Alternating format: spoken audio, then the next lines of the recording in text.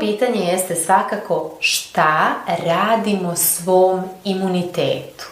A drugo pitanje jeste šta radimo za svoj imunitet. I u današnjem videu baš želim da naučite nešto novo od mene što možda niste do sada znali, a tiče se imuniteta. Odmah na početku bih vam malo objasnila ona dva pitanja. Dakle, prvo pitanje jeste šta ja to radim svom imunitetu. Pa kratko i jasno, odgovorite sebi na to pitanje. Šta radite vi sebi? Koliko spavate?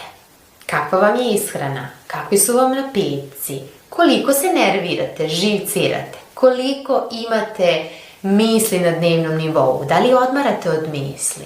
Kako je stanje što se tiče emocija? Da li otpuštate emocije ili ste prosto skloni da stalno potiskujete, pa se u vama stvori plima, pa sve eksplodira?